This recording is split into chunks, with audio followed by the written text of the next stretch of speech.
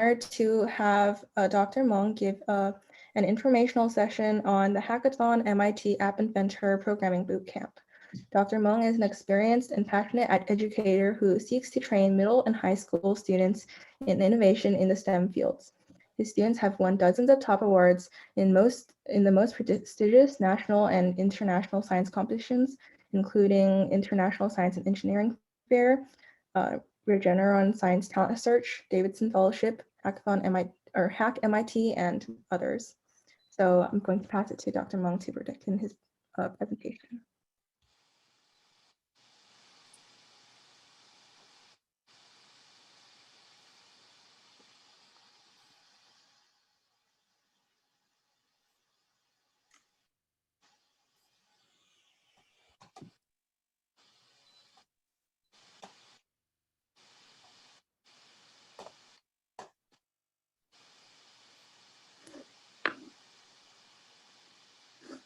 Hello, everyone. Can you hear me? Hello. Yes. Okay, so can you hear me well? Yes. Okay, great. Okay, so yeah, thank you for the organizer to invite me for this presentation. So this presentation is about a hackathon, and what we're gonna do is we're gonna answer a couple of questions, essentially.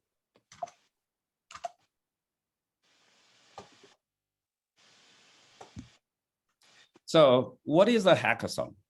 How to create a winning project for hackathon? And what is the best platform for hackathon starters? So the whole hour, we're gonna spend the whole hour, but I probably gonna spend like 30-40 minutes to do my presentation. I'll leave like 20 minutes for question and answers. So as I browse the list of audience, I see all of us. It seems like a lot of like a Chinese name, majority of us, if not all. Let me ask you one question: is anyone in our audience you don't speak Chinese?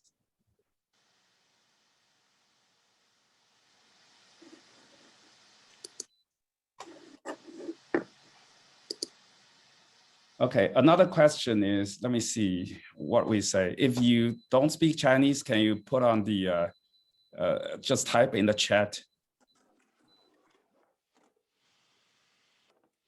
Okay. Do you mind if we speak Chinese?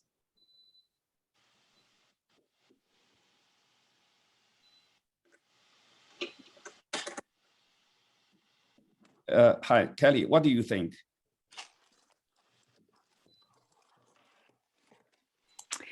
Yeah, I think we're good with Chinese. Yeah. Okay. 如果我讲汉语，大家都可以听得懂吗？ We have some high school students. They don't understand Chinese. Okay, that's fine. That's fine. Yeah, we'll go with English. All right. So nice. So well, since this is a competition, I wanna present a quotation over here. This is a Vince Lombardi. You know, the National Football League, the big cup, right? Is named by this guy. So he said, winning isn't everything, but wanting to win is. So we should be motivated to win because we participated in a competition. So, and the hackathon is a competition. So what is a hackathon? Well, essentially, if you don't know already, right? Hackathons are programming competition events that can last anywhere from 24 hours to a week, maybe even longer. The purpose of the hackathon is for a group of programmers to work together on a collaborative project. So we work on the same project. Most hackathons are competitions where many teams are competing to create prototypes that innovate on a theme or improve upon an existing project. So, you know, hackathon has a plenty of benefits. if we participate in it for the participants. Let me address a couple of them. Number one is the networking. To me, networking is very important because whether you are success in the future is largely dependent on the people that you know and the people know you. At the hackathon event, you will usually meet people who have the same interests and skills as you. And this creates a perfect time for you to network each other. Don't forget to exchange contact information with your fellow coders. You know, a lot of times, trust me, you will have a chance, end up with a chance to collaborate each other in the future. So number two is it's going to add value to your resume, especially a hackathon participation looks very good, believe me, on your resume for college admission, for internship, and for other, other situation. So this hackathon participation that tells people that you have the programming skills and experience, and you have strong motivation. That's very important, and you know how to win. Okay, so and third, it's a great chance to create concepts and ideas. Believe it or not, a lot of ideas are created in hackathon. Let me show you one example. Look at here. Okay, Facebook chat is probably one of the best hackathon projects turned real. So a lot of times people got ideas from the hackathon events and they turn it into real product and earn a lot of, that's create the business or enhance the business, right?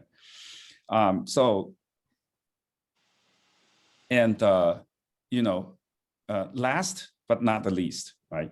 So hackathon is an opportunity to extend your involvement to a lot of whole other things like technological innovation. We know a lot of innovative projects are created in hackathon, and also, a science fair for high school students, right? That's a index 10 activity, right? And also, a programming competition like I think the most famous one is the USICO, right? USA Computing Olympiad. That's probably the most famous programming competition. And there is a whole lot of, programming competition as well. Okay, so that is what I want to say about the hackathon. I just want to give you a brief explanation what that is. And, let's say this way, if we look at here, the event can be open or closed. What does that mean? Sometimes it's open, which means our event, our hackathon, this particular hackathon will be open because you can do your work at home, offline, and then you compete at the final day, right? And some of them are closed, which means you don't have any, you don't know topics, you don't know nothing. Okay, you guys gonna be like locked in a hotel or somewhere, and you spend like 24 hours, 36 hours to do your project. So that's kind of like a closed one. Okay, it can last from one day to many days, right? Ours will be open from now. You can start from now. And the hackathon, usually hackathon don't have a focus, right? We have a focus. It's called the autonomy of we have a specific theme this time. Okay, autonomy of thought, tackling misinformation and online echo chambers, right? So yeah, we're gonna talk about it later. So, but anyway, we have a focus, but we don't have a problem. Usually we don't assign you a problem to compete. This is different from USICO. USICO gonna give you a specific problem to solve, but we don't. We give you a theme, give you a focus, right? Okay, so let me give you an idea about a hackathon project. This is all these projects. We're gonna demo a couple of projects. All the projects are coming from, it's most of them, if not all, are coming from Kevin May. Welcome to 36-Hour Fitness. To get started, we can either create or join a room. In this case, we'll be joining the leg day room. During the exercise phase, as you can see in the top row, there's the fitness video itself, a live feed of the webcam, as well as some session information and a leaderboard. And in the bottom, we have some analytics about the user's performance, starting with their score over time computed using pose estimation and dynamic time warping algorithms, as well as some suggestions on whether they should focus on elbow, neck, knee, or hip angle to improve their form. So the user's doing pretty well right now, but what happens when things go wrong? As you can see, even though the user is just a little bit off, his score doesn't tank because the dynamic time warping algorithm understands this temporal difference and accounts for it. But when the user is doing something completely wrong, of course he has to work on everything. Finally, here's the system working on a different, faster computer with another student on another video.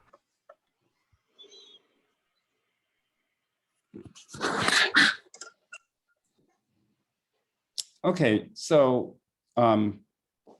right. So that I just show you a hackathon project, which is a project at Hack MIT in 2020. So what they do is we do the fitness, right? So how good you are to follow the video at home in this COVID-19 period. That's number one. Number two is, okay, I follow the coach, but I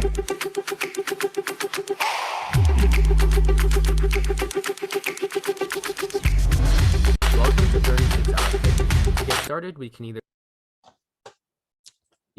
when you follow the coach, you probably follow the coach, follow the instruction, follow the gesture, but you don't follow at the exact time. Usually, the student's gonna have a delay for a period of time, and the delay can vary from time to time. So the problem is you're gonna see whether the exercise is right, but you don't match the time. So essentially, they create a very good user interface with a whole bunch of like a video or like a meters diagrams and dynamic stuff panel to show the information, while they at the back end they develop a machine learning algorithm to to fit your gesture, to match your gesture from to the coach's gesture, right? How good you are. So that's essentially an example of a hackathon. Okay. So the next thing, when we look at it, what skills and knowledges are involved? So we're going to say, hey, programming, of course, programming, graphic design, yes, graphic design, right? We want to make it beautiful. We want to make it look better, and we want to make. Sometimes graphic is not only for like sometimes it can be functional. It's not necessarily non-functional. Okay, interface design, right? How the usability, how you gonna application interactive with users, and the project management, definitely. If you have like more than one people, there is a management, right? So to team together, and we need a domain expert, who knows a specific domain on whatever the field you are, whatever topic you tackle about. And also, you should have a business mind, because if essentially what the judge has, well, judge is like investor, right? You're going to convince him to give not money, or maybe money, right? It could be money to you. Yeah, he has like a first place and second place and third place. Okay, so everyone want to convince these a couple of guys to say, hey, give me the first one, give me the first prize, right? I heard there is like hundreds of dollars of prize for the winners. So essentially, they are investors. They are, you are an entrepreneur, and they are the shark. If you look at the Shark Tank program, TV program, right? So all these are needed in a team. So, okay. So what we see from here, strength lies in differences, not in similarity. What does that mean? If you want to, okay, so if you're on a team, right? As a person, you should have some skills. It's called strength. This strength is different from others. You have to develop some unique skills, and this can be contributed to a large impact. That's my understanding of this saying, right? Stephen's saying. So we need a team, and with a team with different skills, that gives us a strength. So this is very, very important, especially for some like a Chinese students, because we spend a lot of time to pursue a high GPA. While we do that, nothing is wrong on that, but we're gonna think where is our strength? How can we contribute in the society, right, with unique skills and knowledge? All right, so how to participate? When you participate, you're gonna look details, you're gonna understand the process and participate in every step. Don't miss anything. It's not an excuse to say, sorry, I didn't see that. No, that's not an excuse, okay? So for this one, I'm not an organizer. I just talk about hackathon in general. But here, take an example. The organizer is Green Apple Education Foundation, and the name is Fourth San Ramon Hackathon, and the topic is, autonomy of thoughts, tackling misinformation and online echo chambers. There is a little bit more information in the description of the event website, and also you can find a whole lot of information on Google. Yeah, just go ahead and research on that. And the restriction. So we're gonna be aware of restrictions. This is very important. A lot of guys, they applied, they submit application and realize, oh, I'm sorry, I'm not qualified, or I lack of skills or something. Okay, number one, qualification. For this one, check out the qualification. I believe it's gonna be middle school students and high school students, right? The OS, I don't see it. I think it's open. You can use any kinds of computers. Either it's a Windows computer or it's a Macintosh computer, or it's a Linux computer. It doesn't matter. You name it, right? Programming language, I think it's still open. I don't think, you can use anyone. You can use Python, you can use Java, you can use whatever language you want, C++, whatever, okay? However, look at the qualification. If you are not high school students, check out whether you are qualified. Where's the registration deadline, right? When? That's June 13th, and when to start? Well, the organizer says you can start as early as you are aware of this competition, right? You can start now, right? What you're gonna submit? A video and PPT required by a deadline, so you check it out. And what is the event date? That will be on June 19th at 9:30 a.m.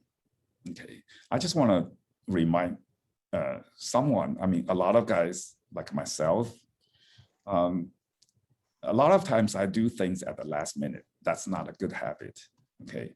When people say 9:30, you're gonna always remember, this is a general rule. You miss a lot of failures, okay? You will avoid a lot of failures if you notice this. Always be ready 30 minutes ahead. Okay, that's an advice I wanna provide. Okay, so yeah, if you want more information, you can check out, this is the website. I'm not gonna go through that one for today. There is a flyer over there, but go check out this link. There is probably more information, for example, the price, right? How much is the first prize? You probably gonna be very interested in that. Yeah. Okay.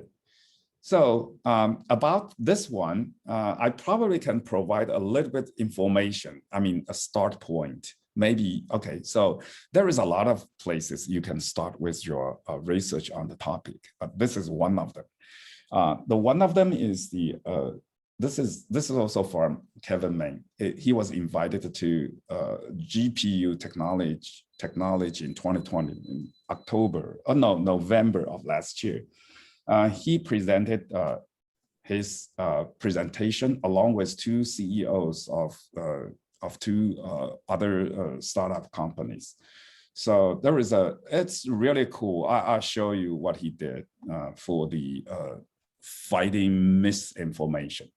So here's the video. The first demo application is the custom text fact checker, where the user can input anything they would like checked and then hit the button. The first thing that happens is that an intelligent AI module called the Claim Spotter scans this text for factual and relevant statements.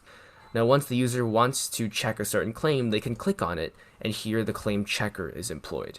As you can see here, the evidence that we've retrieved disagrees with the claim, and you can see all of that evidence here. For additional information, you can actually click on any of these panels, and an additional model will query it, and it will give you a detailed analysis of everything that is being used to make the decision. Next, let's take a look at the smartphone app. This is especially useful for things that are happening live, like a debate with a friend or even a presidential debate. People have been quarantined because of the coronavirus. Here, as the user speaks into the microphone, the transcript is converted from speech into text, and the claim spotting module is applied. After the claim spotter is applied, the claim checker then checks all checkworthy claims. Remarkably, this happens in real time, thanks to fast deep learning calculations paired with parallel processing. The next demo application is the Chrome browser extension, which you can see up here. What users can actually do is they can go to any website that they would like to. I'll just go this one, for example, and then it will follow the same process. It'll locate all the important claims on the page, highlight them, give them your checkworthiness score, and then, as you can see here with the API, it'll begin querying the claim checker to follow that same process to make sure that each claim that is highlighted is correct. And what you will ultimately see here is this nice interface where you can determine that this article is most likely true. And for any additional information, you can click on one of these claims and it'll direct you to the actual claim page where you can locate more information.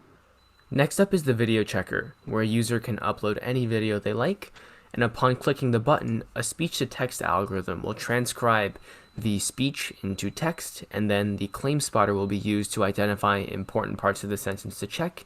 And then finally, the checked claims will be displayed here for the user to view. For more information, please check out my published research paper, my project report, or my poster. Thank you.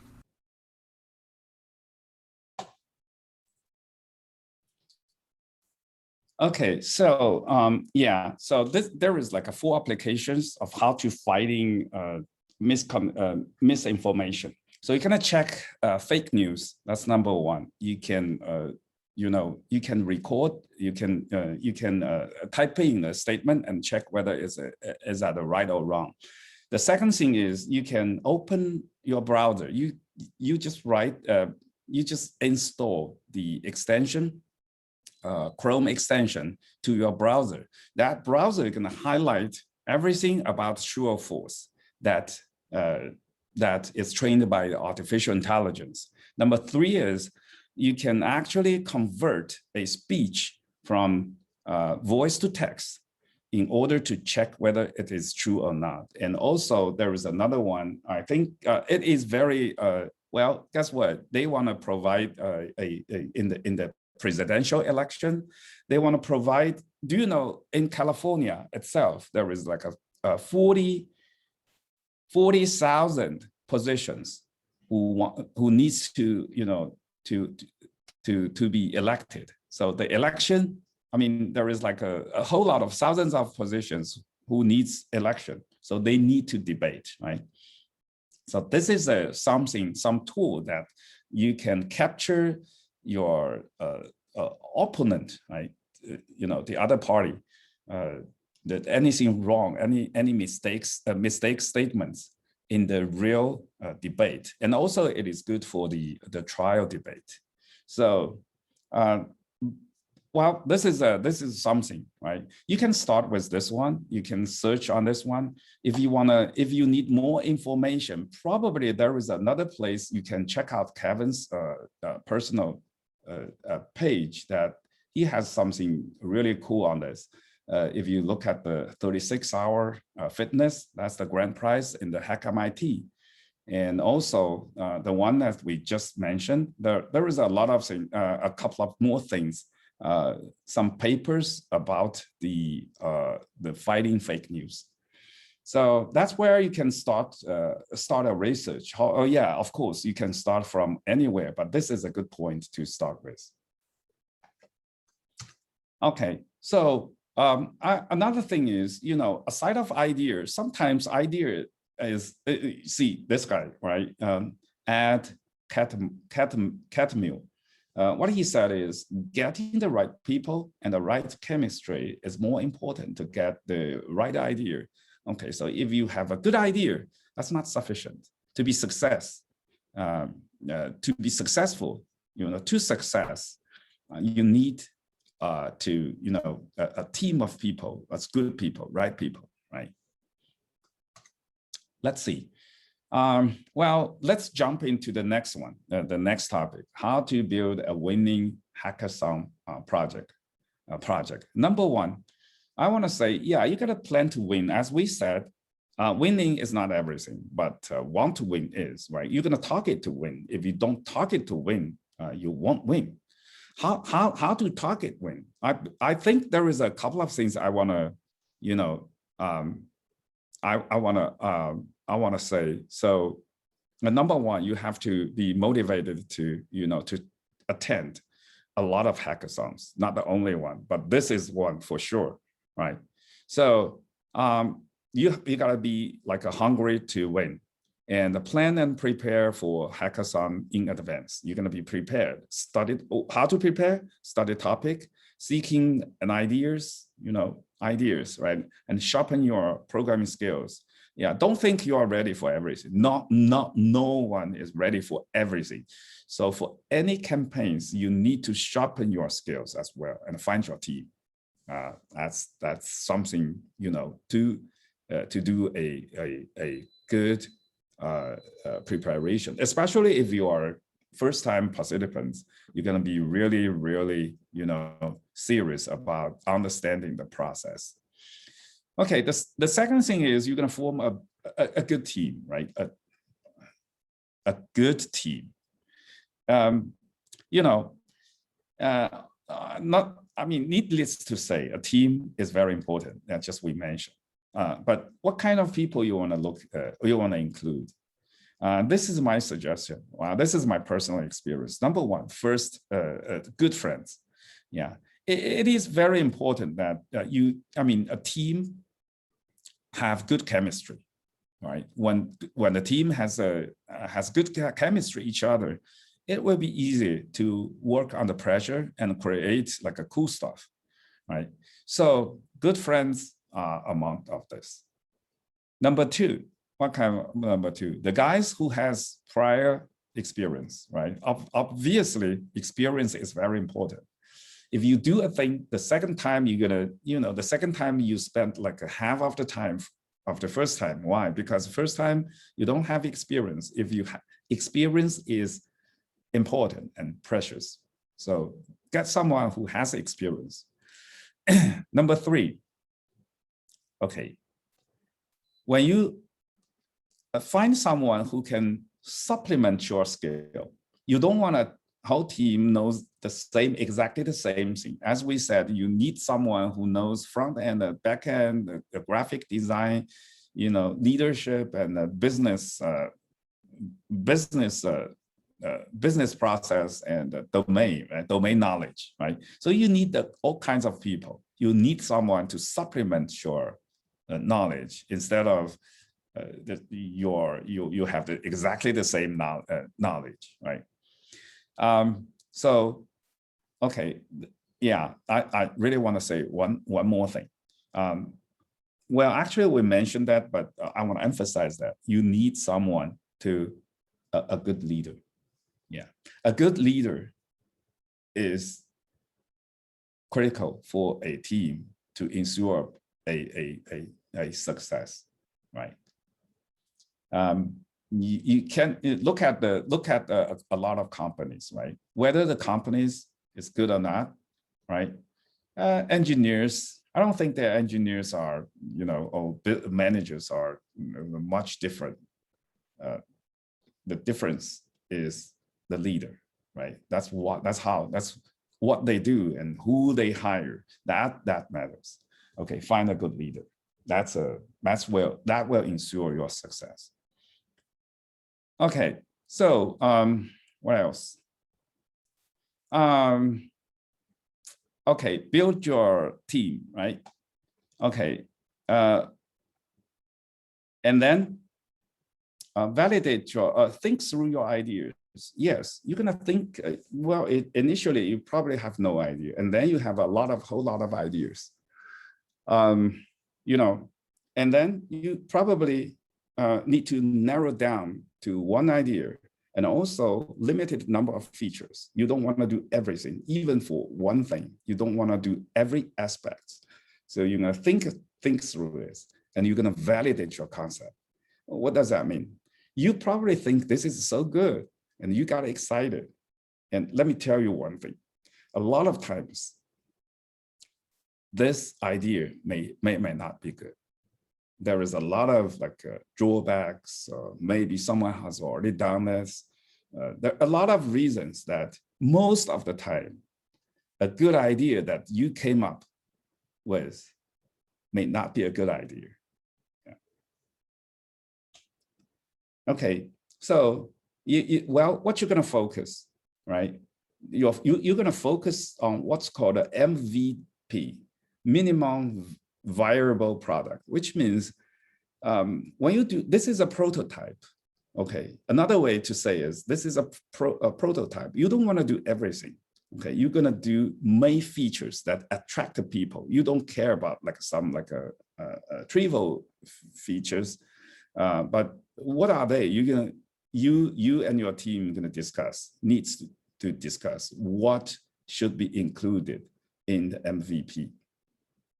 Okay, what you're gonna give up.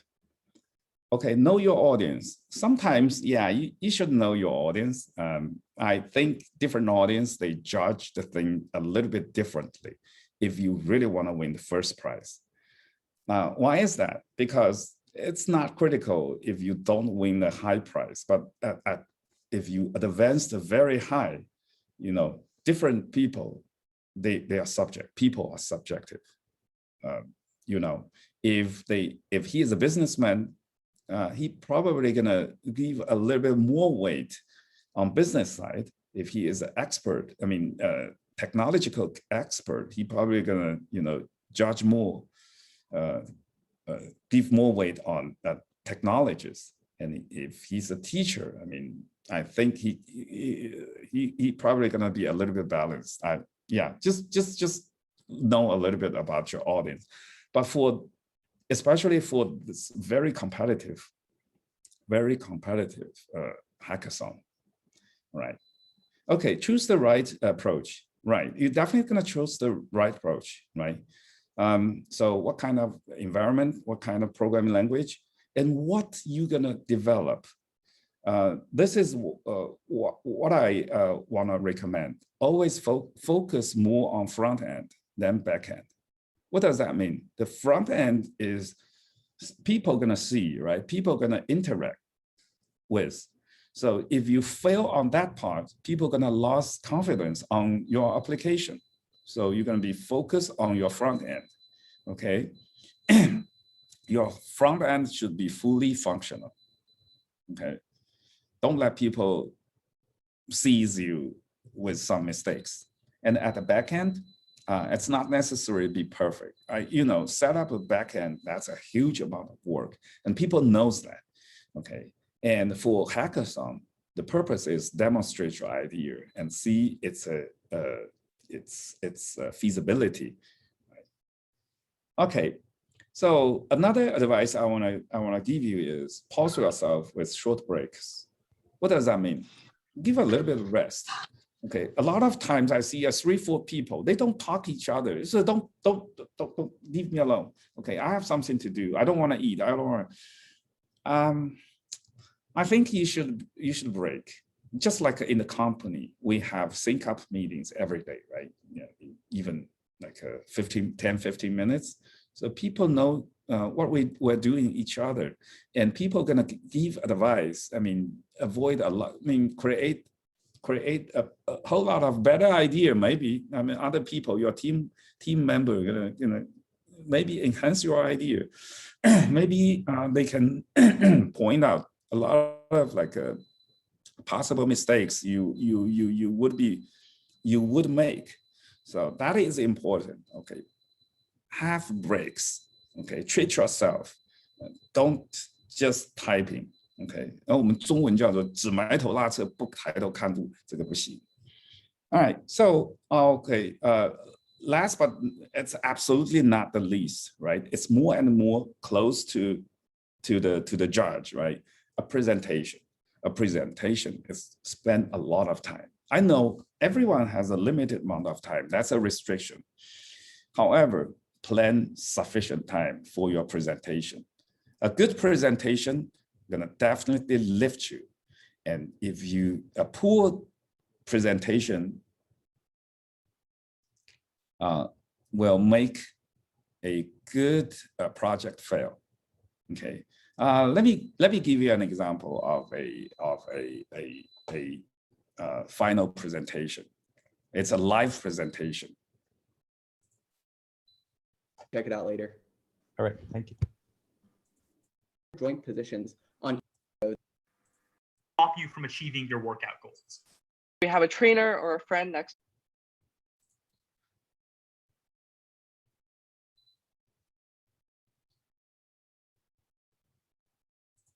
All right, thank you to Navscape for their presentation. Let's go on to the final team, 36-hour fitness.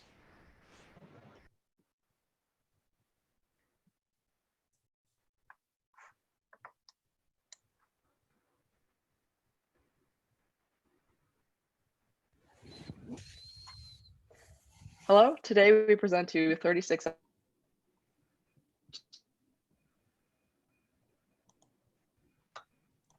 Slide. Hey, Julie, I think you cut out. Do you want to just? Oh, okay. Oops. Good. And it says my internet connection is unstable. Okay. Hello, today we present to you 36-hour fitness, your AI-powered personal fitness trainer. Because of COVID and social distancing, people can no longer go to the gym or attend in-person workout classes like they used to. Have you ever felt this way when doing a workout from home alone? No longer do we have a trainer or a friend next to us in person, pointing out what we're doing wrong and which way we should actually be moving our arms or bending our knees. A lot of these workout videos that we now rely on are difficult to follow and actually do correctly. Take Chloe Ting's ab workouts here, for instance. Lots of people have difficulty replicating her moves, and doing the workouts incorrectly isn't as effective and can even possibly cause you to get hurt. So that's why we built 36-hour fitness, because social distancing and a global pandemic shouldn't stop you from achieving your workout goals. So 36-hour fitness is just like being back at the gym. You get and having your own personal trainer. You get real-time coaching and feedback on your exercise, making sure that your form is right. That's really important because it allows you to improve your form, which helps you prevent injuries and get a more efficient exercise and workout experience. Furthermore, our website has a gamification model that allows you to exercise and compete with your friends, encouraging you to exercise and giving you the motivation you need. And we've automated our entire product end to end to make it as easy as possible for the user to use. And so just to jump right in, here's a quick demo. Fitness. To get started, welcome to 36-hour fitness. To get started, we can either create or join a room. In this case, we'll be joining the leg day room. During the exercise phase, as you can see in the top row, there's the fitness video itself, a live feed of the webcam, as well as some session information and a leaderboard. And in the bottom, we have some analytics about the user's performance, starting with their score over time computed using pose estimation and dynamic time warping algorithms, as well as some suggestions on whether they should focus on elbow, neck, knee, or hip angle to improve their form. So the user's doing pretty well right now, but what happens when things go wrong? As you can see, even though the user is just a little bit off, his score doesn't tank because the dynamic time warping algorithm understands this temporal difference and accounts for it. But when the user is doing something completely wrong, of course he has to work on everything. Finally, here's the system working on a different, faster computer with another student on an Yeah, so I'm just going to pause this right here for a couple seconds. You'll notice that right now, my elbows aren't matching the instructor's. Like while she has hers up, mine are still down. And you'll see in the bottom row that it's for elbow angle, it says watch your elbow, but the other angles, it says that I'm still doing a pretty decent job. But in a few seconds, you'll see what happens when I put my arms in the right place. another video. And now you can see that the elbow angle indicator has changed. So to make all of this work, we've used and combined quite a few different components to make up our tech stack. And you can see some of the tools that we've used in the bottom row right here. But the three main components of our product, the first is the pose detection system. The second is dynamic time warping, and finally, we have our workout scoring algorithm. But for the first step, we need to find a way to get the pose of both you and your virtual fitness instructor. And we do this by extracting 17 different joint positions on each person through what's called the PoseNet neural network algorithm, which was developed by TensorFlow.js. Now, I think the next component is actually one of the coolest parts of this, and it's called dynamic time warping. And if you look at the top right, this GIF will tell it all, because what happens, due to latency or some other issues, you're just a smidge off from the ground truth, which is any video you can pull up on the internet. What if you're just a little bit off? Your score shouldn't completely tank. And if you think about this from a technical perspective, if you just take one snapshot at the same time step, you're not necessarily performing the same component in the move. And that's why we use dynamic time warping. This is an algorithm. It's a dynamic programming algorithm that can essentially map any pose at time t from the instructor to any pose, not necessarily at time t on the student. So that way we can make sure that the score is actually based on what moves you're doing and not if you're exactly doing it at the exact same time. So that's one of the cool parts of this application. Moving on, I think one of the most interesting kind of components of this was that for me as a developer, I got addicted to this system, and it's something that I would honestly really use. So a big part of that is the part where we talk about, let's just say, the social aspect, where you're able to compete with friends, you're able to get together, watch a single video, because sometimes it's difficult to stay motivated when you're just alone. But in this case, we have gamification, we have tips on how to improve your form, and etc.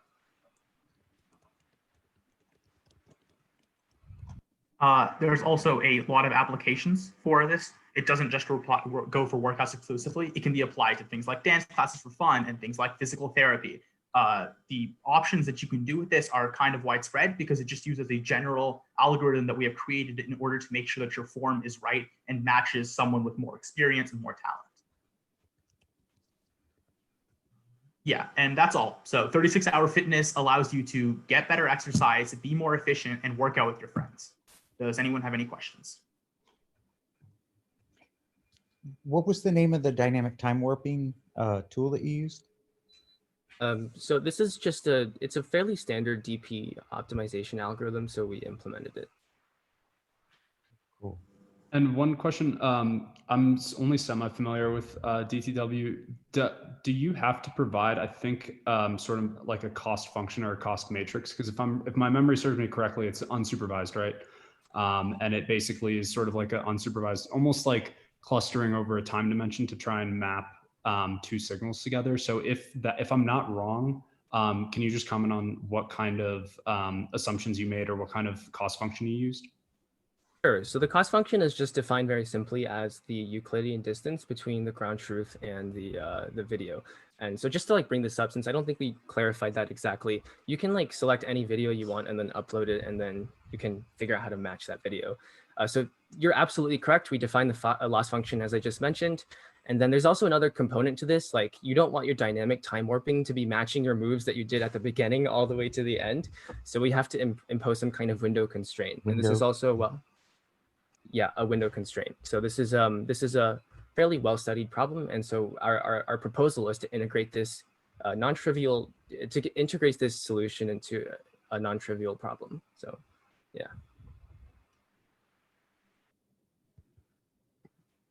Super cool. And I guess just as a final question, can you comment on what you might think some of the limitations might be? For instance, like does pose estimation fail on certain people, certain body types? I guess what would be the biggest weakness that you could see? Yeah, I can actually cover this. Brandon, if you can go 3 slides forward. Forward, like down? Forward, yes. All right. Yeah, this one. So if you look at the algorithm refinement, one problem that we had with a lot of videos is that it's like they constantly change angles, right? But the problem is with OpenPose, which is a 2D model, we can't really figure out what directions people are facing. So in order to solve that and be able to use workout videos in which people are at like 45-degree angles or like portfolios or something like that, we can use multiple cameras, i.e. like 2 laptops or a laptop and a computer or something like that, in order to create a depth perception and like get a 3D model that could help solve for that. That's the biggest problem that I think we're facing, and it shouldn't be too hard to fix. I'm a little confused. Did you say you used OpenPose and PoseNet? Oh, sorry. We use PoseNet. OpenPose is just, I think it's the original research paper that it was built off of or something. Correct. Yeah. Yeah. Awesome. Thank you. Thank you. All right. Thank you. I'd love to see the code for this. It's all on GitHub, so you can check it out later. All right. Thank you. Okay, so thank you.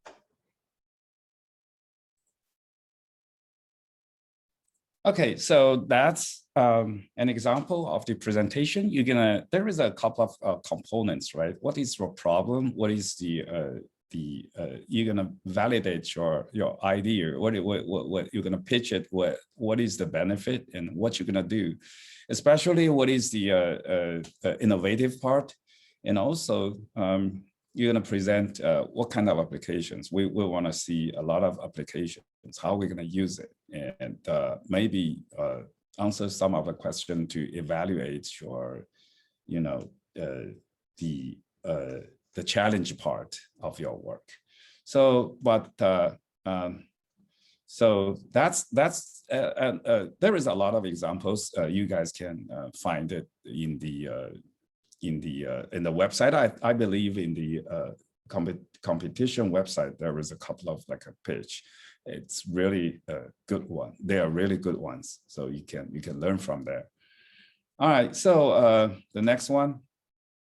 So yeah, I know many of you know programming, right? You know some programming language. You have some ideas about the programming and building applications and software development.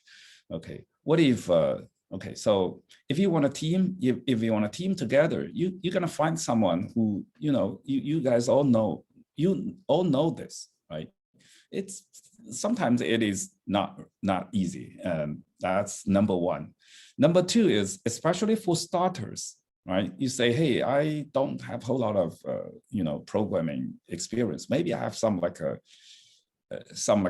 fundamental programming experience, but not seriously. Like I take a class like an AP in the high school, maybe some like a serious camp study, right? Okay, if that is the case, you're probably gonna raise a question and say how to select a programming platform for starters. So essentially what I see is a couple of things. Number one, it must be educational. It should be, I mean, not must be, it should be an educational platform for computer science. What does that mean? So if this is a computational, if it's a computational platform, gonna give you everything you need, okay, not more, not less. So that's why it's a computational platform. A lot of good platform, they are good, but they are working environment platform. They are not educational environment. So they may or may not be a good working environment, may or may not be a good educational platform. That's number one. Okay. Number two is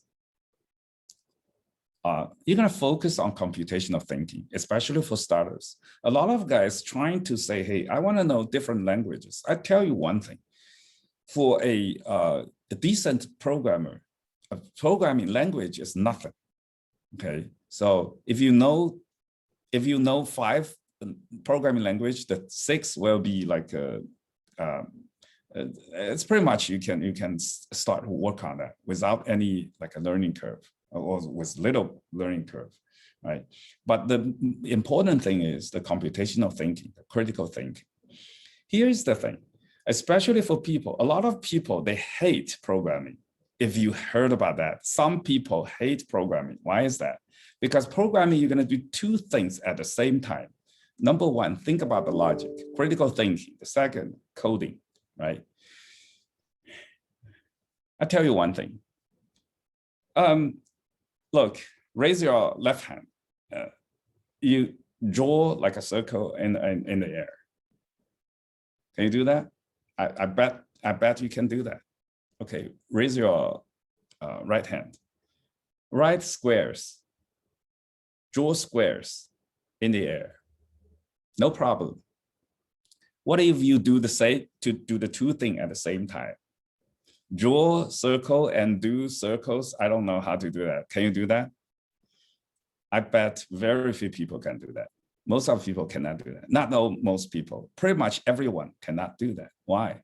Because we are such an animal and creature, right? That we cannot do 2 things at the same time. Okay, focus on one thing. If you want to do that, draw a circle first and draw a square the second. That will make things very, very easy, right? So what does that mean? That means you need to do one thing at the same time. And especially this is like, but if you do 2 things, you probably, it's really hard. It's really easy to fail on both, right? Okay, and sometimes we choose one thing on another. For example, if you play violin, you usually a lot of teachers says, hey, go play piano first and then study violin. Why is that? Because if you play piano first, you hear the right pitch. Your ear will be very good, and when you play violin, you know where to press on your string, right? So this is really important. It's called what? Scaffolding, right? Scaffolding or staging. The staging is very important because a lot of solutions, all solutions is about staging. What is the hardest technology? Semiconductor, right? Semiconductor industry, right? Okay, from the raw material to the IC, right? The chips. So everything is staging. Okay, so the key is create such an industry, a flow that we all work on on different stages. That's the key. This is the same as when we learn things, when we pursue excellence. So you're gonna find your staging. That's very important. So focus on computational thinking. That's very important. Number 3 is high efficiency with significantly shorter learning curve. Yeah, definitely. That's what I want to say. When you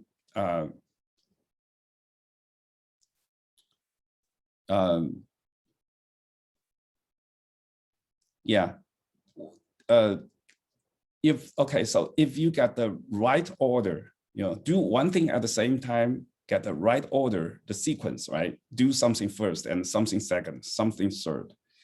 That will give you a very high, that will be very efficient for you to learn. And you're gonna, what is the result? What is the consequence? The consequence is you learn the same thing with a significantly shorter amount of time, right?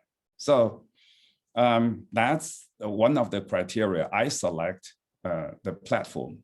And another thing, a good thing for educational platform is it is a shortest path to any major programming language, such as Python, C++, and Java.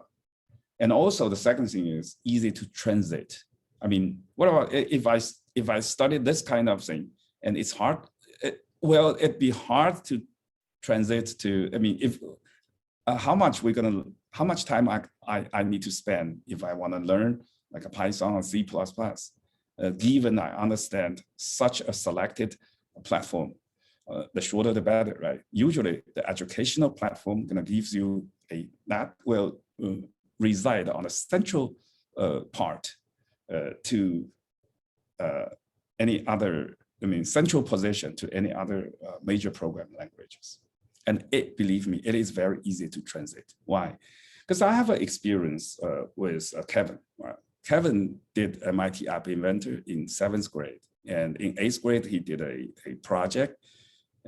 Actually, that project won the first prize, actually the best in show. There was only one best in show. There were 4 grand prizes. And among the 4 grand prizes, one best in show was selected. He won the best in show. That project won the best in show. And, and he spent like and one day I found he passed the UCICO Gold, and I was surprised. I said, "Hey, I never know you started to study like Java or C++, and how did you get there?" He said, "Wow, that was very easy. It's a mechanical translation from the platform, the MIT App Inventor, to Java and C++. He spent like 3 months and passed the UCICO Gold division. So, and along with him, there was quite a few other students. They passed the Gold as well, and I think the best one passed the Plimpton, right? So that's what I want to say. Sometimes it's not the best idea to jump into a real programming language, especially for working programming language. It's probably a good idea, especially for starters, to stay in the educational platform, and then that will help him to high efficiently move to to the destination. This is the same like if you want to go from the ground floor to the second floor. No one can jump, right? No one can jump to up to 3 meters. That's not possible. But it's easy to get onto the second floor. Why? Floors, right? Stepping floors. Yeah, you need several steps to, if you divide it into several steps, that will make things better. And then another example is the violin and the piano. If you study violin, that's going to be very slow. A lot of guys, study violin from very beginning without learning piano. Essentially end up with nothing. And well, for those guys, the right thing is you're going to study piano first and then study violin. This is the right order. So that's what I want to say, how to select a programming environment. Okay, so I want to say, yeah, MIT App Inventor is such a thing. It's actually, there is a hackathon. MIT App Inventor is a platform that we can use for hackathon. Okay, so I will briefly introduce this platform, but before that, I want to invite you to watch a video of Kevin that tells a story. This is his college application material for MIT and even for Harvard and Stanford. He submitted the same thing, but described how he developed his skill and interests in programming. Well, what he basically says, he developed the MIT App Inventor is very important in his experience.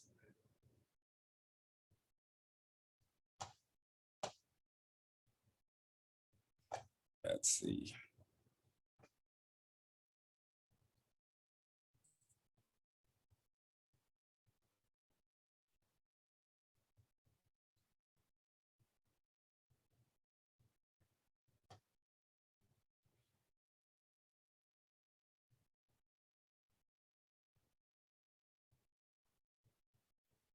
Okay.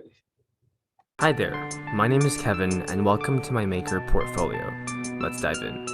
In 7th grade, I started programming in MIT App Inventor, an expressive yet easy to learn language. One year, noticing students getting hurt due to glaring problems with the school bus system, I programmed an application to improve communication by checking kids on and off the bus and providing tracking features. This project is currently in talks to be tested by some schools in the area, and it showed me how powerful technology can be when used for positive impact. In 9th grade, I learned my first general-purpose programming languages. This enabled me to build an ultra-low-cost integrated business intelligence solution for a small business owner, which got me my first ever paycheck. In 10th grade, I began taking up a serious interest in machine learning. After a close friend was hit by a car, I developed a deep learning system that could predict dangerous actions from drivers even before they made them by analyzing their behavior. I presented my work at the International Science and Engineering Fair and had a technical paper accepted to an international IEEE conference. Following my burgeoning passion for research, I joined my first lab the summer after 10th grade, where I led a group of 4 students developing new ways to identify claims that should be fact-checked in order to mitigate fake news. After that summer, I continued working with the lab independently, developing new models and algorithms, programming a demo, and writing a first author paper submitted to the web conference in Taipei. Enter 11th grade. Inspired by an injury my grandma sustained while in the dead zone of a security camera, I ventured to build a system that could see through walls. Drawing from MIT C-Cell professor Dina Katabi's work, as well as experts from around the world, I designed a new deep learning approach to looking through walls. I've presented this work to judges at Intel ISEF, the National Security Agency Director General Nakasone, 7-Eleven Labs, and the AAAI and IEEE conferences. Ultimately, creating has become part of my identity, one that I hope to carry at MIT and beyond.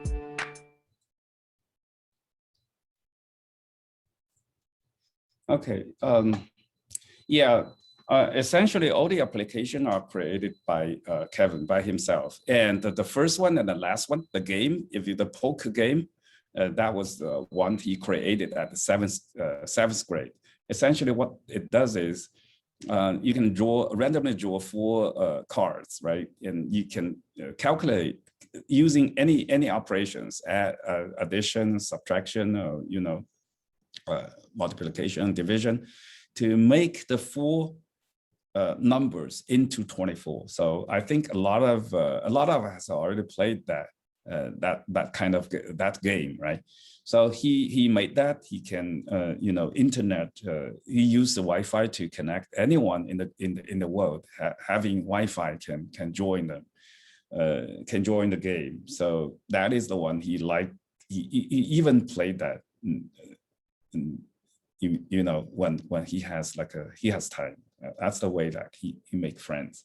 So that's MIT App Inventor is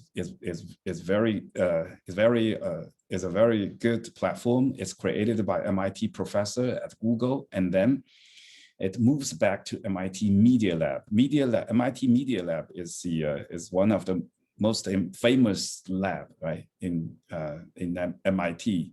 And you don't have to purchase any software essentially. So everything is web based, and also it is a blocking programming paradigm, which means it uses the blocks instead of the actual code. However, it's very powerful.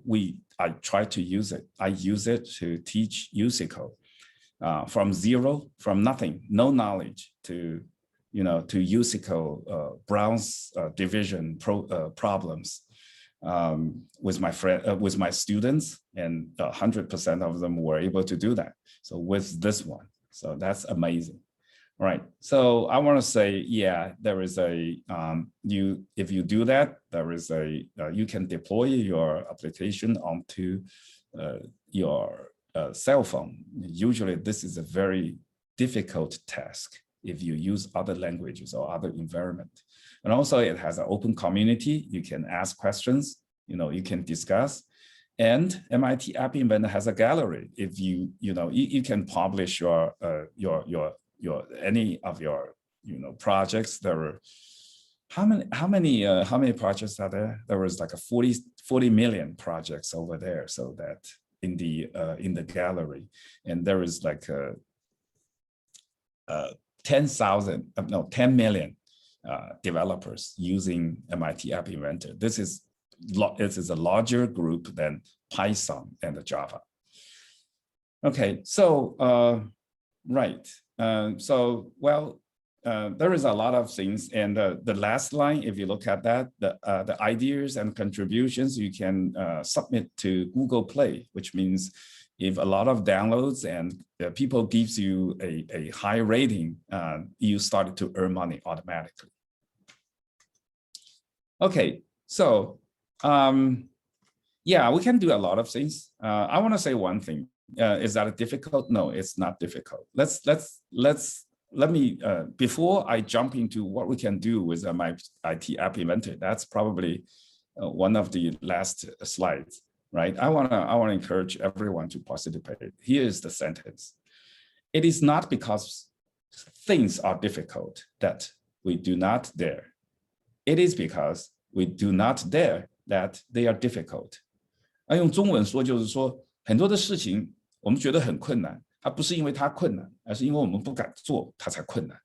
呀，那个，换句话说，很多的事情如果我们做，我相信我们会有一个，那么这就是成功的第一步。这样讲吧。Okay, so what we can do with MIT App Inventor, number one, if you look at that, the first bar over there, right?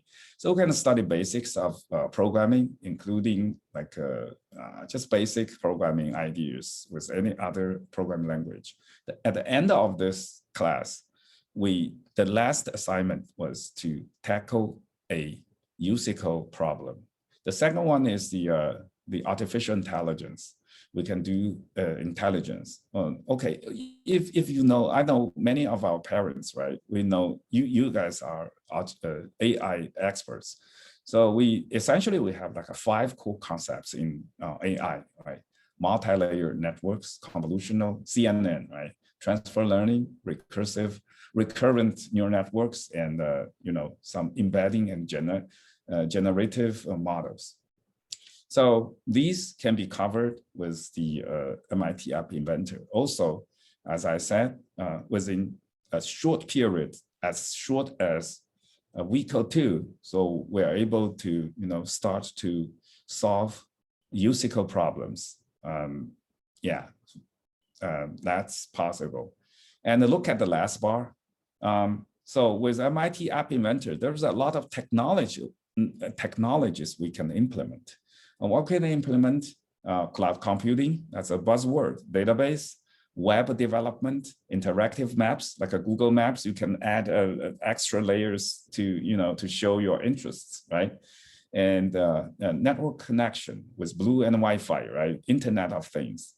And also machine learning and artificial intelligence. I think I have put it in a separate box at the second place. So, right, so there is a lot of things to do. If you look at these, the MIT App Inventor is a great, it's a great platform to, to do hackathon, right? Yeah. So that's probably all I have. What is the takeaway of today's presentation? Hackathon is a great activity to participate. I want to convince you. If you still say no, that's my failure, right? Okay. So number 2, aim to win using. It's very important, and you're gonna use your left brain and right brain at the same time. What does that mean? It's a left brain. Usually we deal with like a technology, mathematics, and logic, right? And the right brain, we're gonna execute our arts and creativity and some other things, right? So this hackathon is great. It's very comprehensive. It's a great event. And MIT is one of the best platform. I try to convince you it is, right? Okay, so, and some additional takeaway is, MIT App Inventor is fast and solid. It's really easy, believe me, it's fast and solid transition. from MIT to C++, Java, and Python. It is almost mechanical. Yeah. Okay, so what is the what about the distance between C++ and Python? They are very far apart, right? I know many parents, you know that. Okay, so, and also extendable, this hackathon extendable to programming contest like a USICO and a science fair like a ISEF, right? And robotics. Actually, yeah, MIT App Inventor is very good to interface with single chip, 单板机, single chip, single board chip computer, like a Raspberry Pi, Arduino, and ESP32 or something like that, right? There is a lot of like a single, that's a cheap computers, like some $20, $30 computers, little computers. Yeah, so MIT App Inventor is easy. I mean, it's a good tool to interface with them. So that's all I want to talk. I know the time is already here. If you have a few questions, I can be open for a couple of questions.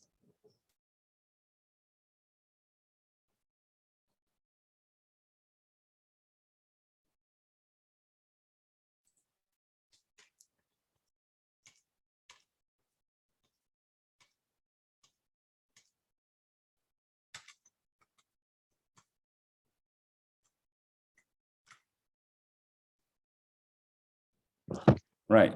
If you really, if you do have some questions, right, non-trivial questions, let's say, not general question. If you have a general question, ask in the WeChat group. If you really have like a specific questions, you can email me. My email is yu_. There is a missing underscore. It's blocked by the underline. Yeah, yu_meng@hotmail.com. Hey, I have a question. So, do you have like some like a class to train kids to do this kind of like program? I think that's the purpose. We have like a crash course before the hackathon. The good thing is, if you have a team, not everyone knows the same, right? Use the same platform. Number two, if you're a starter, you can start with a good platform. So that's the purpose. But the organizer will address that. Yeah. If I'm okay. I think I'm invited to give a crash course, and also in the summer I do have the full crash course. The full classes I just mentioned: basics, programming basics, artificial intelligence, USICO, and TechBots. I will cover it within 8 weeks of all of them. Okay. So, yeah. I just need to email you about those details, right? And like how to register your class. Definitely, I can send the information through the organizer, our organizer. I would like to, to provide such information. Or otherwise, you can shoot me an email. That's my email.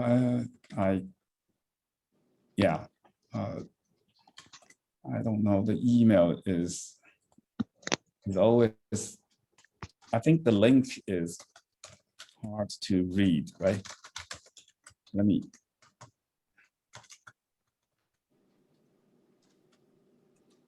Yeah, let me type it over here.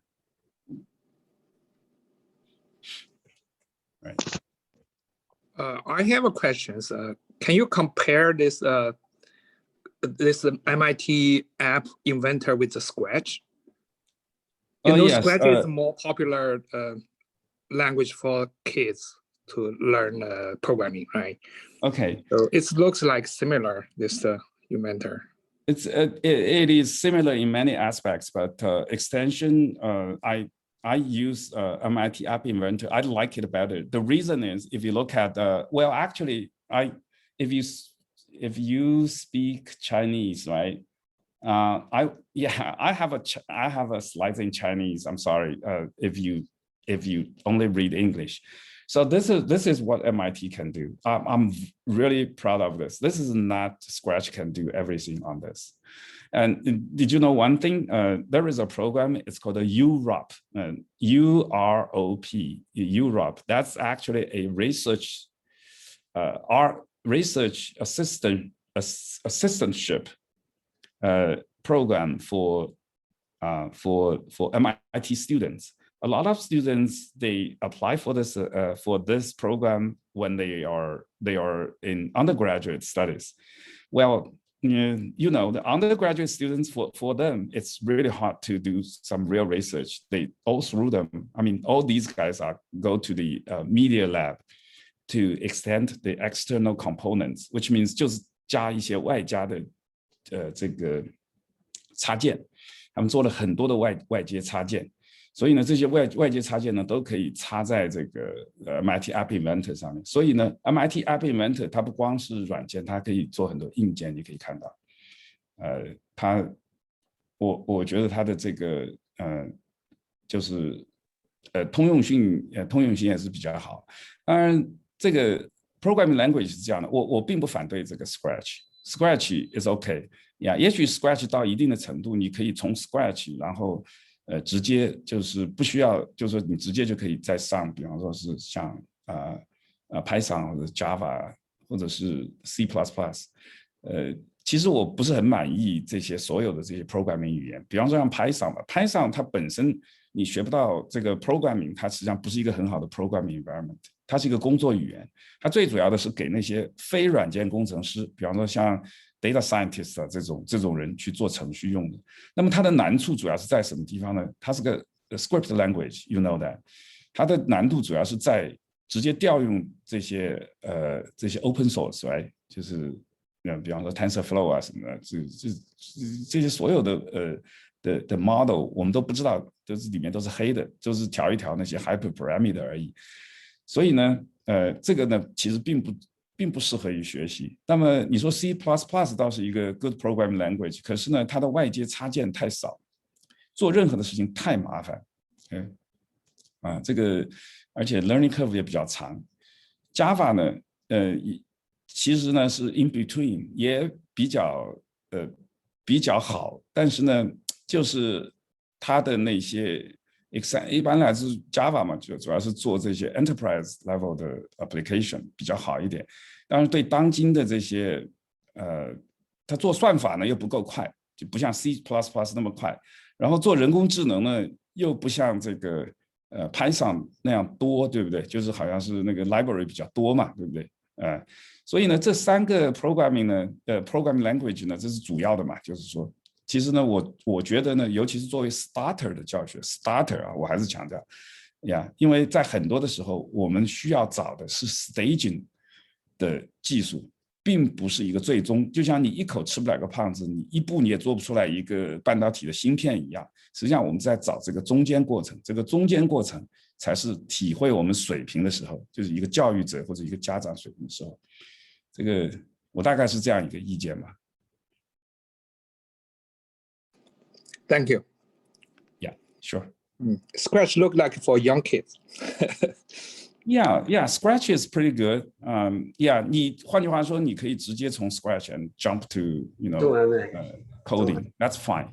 That's fine. 但是你也可以说我不做 Scratch， 我直接做 MIT App Inventor， 我觉得也是可以的。MIT App Inventor 实际上是蛮受推崇的。那个因为 Scratch 这种，你要知道 Scratch 这种环境的话，最主要的是 be honest， 我觉得它主要是给大众的孩子做的。Yeah. 因为你有 programming 是这样的哈 ，programming 有两种 ，programming 本身，如果我们说 programming， 它是一个大陆货，我们知道，因为比方说我自己，虽然我是计算机的博士，就是我最后是计算机拿，我很惭愧。我为什么要拿呢？因为因为我不是学计算机的本科的，是不是？计算机是个大陆货，谁都可以去做个程序员呐什么的。但是呢，我们的家长，我们华人的家长，其实要求不仅于此，我们想做的比较好。就像音乐，对不对？还有很多的事情，那谁都可以去弹个曲子啊，什么什么的。但是呢，你要是说想做得好还得什么奖啊之类的，这个里面是需要有一点讲究，就是这样。那如果用太多的大陆货的话，可能达不到这个目的，我觉得。Hi, Dr. Meng. I have a question. The slide you show here, MIT 812, are these all the contents you will teach in your program? Which one? Which slides? I think these are, yeah, I teach these. No, with the, okay. So I have a question. My kid, she will be an incoming 6th grade in the fall. So will this be a right program for her? She learned EV3 coding for a semester. Yeah, that's it. Right. And then her dad has this some is coding EV3 experience, but I don't know if the parent can help her and what kind of involvement needed from the parents. I think the parents' involvement is always important. Yeah， 就我们 in Chinese 我说拼爹嘛，你怎么拼爹都可以，你只要你能怎么拼就怎么拼。有些爹说我很忙，但是我有钱，哇 ，that's fine， 然后我把你送到什么私立学校或者怎么样。那有的人说，我就是我是做程序的，我本来就懂，那我就辅导你 ，yeah。That's the parents' involvement will be very useful, especially at the high level. 你越是到高，你去找老师，那些老师没有办法替代家长的这样一个环境，我觉得，因为老师是按照 hourly， 他是拿 hourly pay。Okay, so is this program fit for incoming 6th grade? Yes, 6th grade is a good time. I'm not talking about my program. And here's the thing. I'm invited to talk about Hackathon and the crash course. The crash course will be very short. It will be like a 1 week. I think it's like a 5 or 6 hours? sessions to jumpstart your Hackathon projects.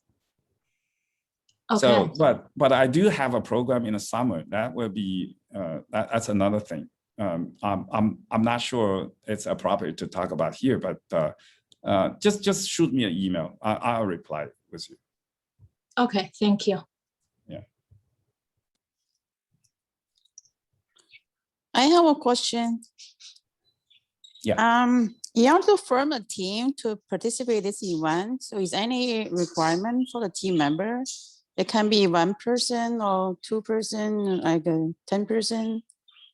Yeah, or has to be 4? Yeah, that's a good question for Amanda, right? Yes, the team can have 1 to 4 members. So I think it's better if you have people to work with. But yes, you're allowed to just, participate as 1 person. Okay, thank you.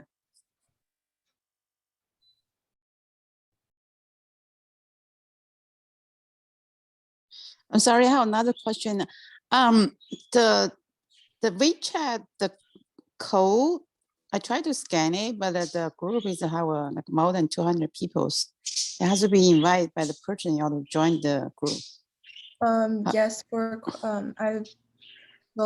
I have a lot to talk about regarding this kind of, links, QR codes, information that I will talk about at the end. Once there are no more questions regarding this presentation, Dr. Meng's presentation.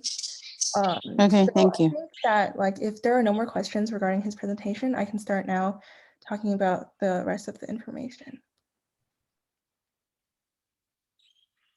Okay, so I guess we'll start. First, thank you so much to Dr. Meng for coming and giving a very informational presentation. I learned a lot, and I'm pretty sure everyone who came did too. Let me just share my screen. Okay, so before I talk about all of this information on the slide, I want to emphasize that the San Ramon Hackathon that we at Green Apple organized took into consideration that many students are deterred from participating in many hackathons because of usually the event time is very long, and they might be worried because they have a lack of experience in coding. And so our hackathon is intentionally made with less of these restrictions in order to make it more accessible and to encourage more middle and high school students in the Tri-Valley to participate in hackathons and hopefully consider pursuing STEM fields in the future. The summer class schedule that Dr. Meng talked about today, which is a crash course in order to jumpstart your hackathon projects, this schedule for this class will be sent out to all of the attendees later.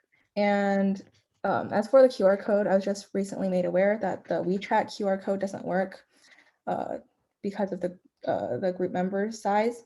So please email this email on the screen, hack.a.tech@greenappleus.org.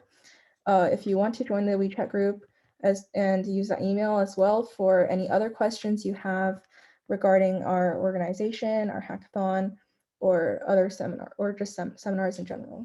The 4th annual San Ramon Hackathon will be held online on June 19th, 2021, and more information will be sent out by email after the registration. You can use the QR code on the flyer to the right to register for our hackathon. The deadline for projects will be on June 13th. So if you want to participate, I suggest you hurry a bit. Okay, so you can visit our websites, our Green Apple website at www.greenappleus.org and our hackathon website at www.sanramonhackathon.org for more information as well as recordings of our seminar series. And I'll give you a few minutes to use the QR codes or write down emails or whatever you need to take down whatever information you need from this page.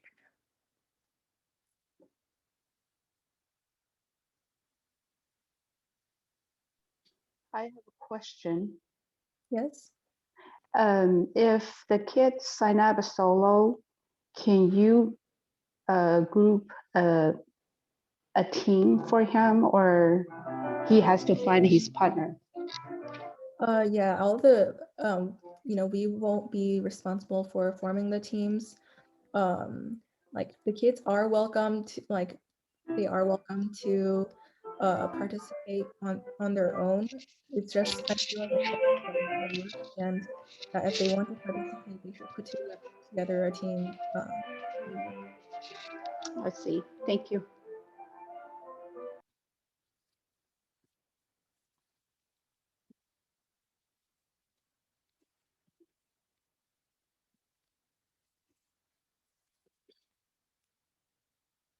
Oh, and also I have another question. What? That your organization and the other one is, I believe it's called AYSI. Is it the same thing or it's a different organization?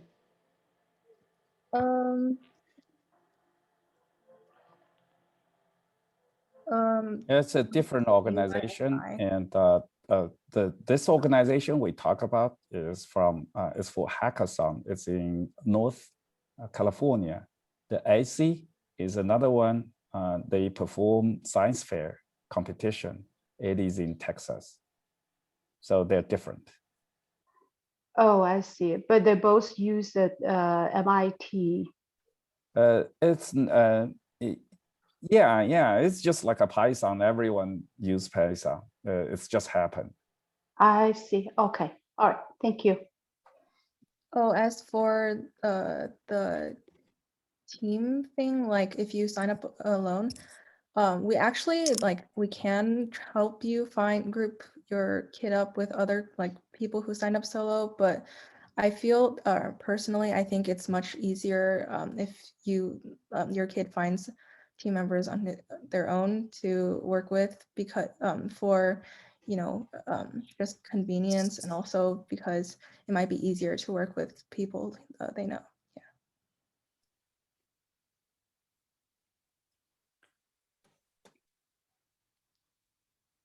Yeah, but that's it. I don't have any more information to give. If you have any more questions, again, you can visit our websites or email on the email on the screen. And thank you everyone for coming. And yeah, you're free to go. I guess if you have more questions, I'll stay here for like 1 more minute to see if I can answer them. But if I can't, then we'll probably have a reply for you if you email us at this email on the screen.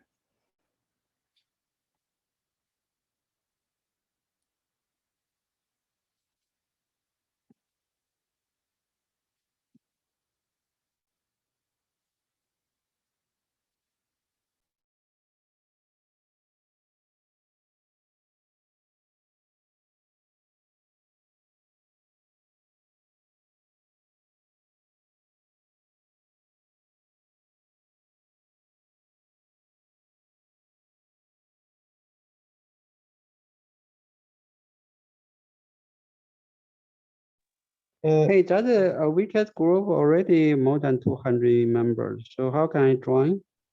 Yes, I just talked about this. This QR code won't work now. So please email us at this email on the screen, hack.a.tech@greenappleus.org, if you want to join the WeChat group. Okay.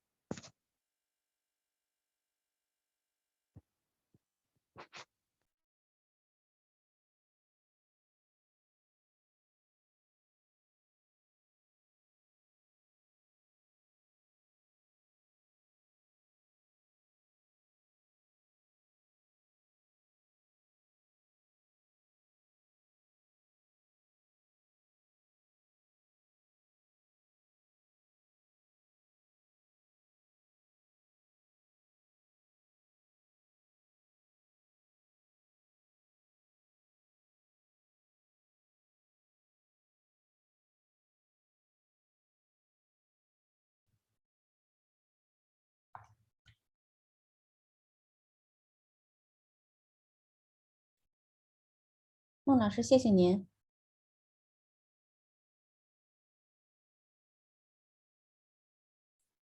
Okay, thank you very much.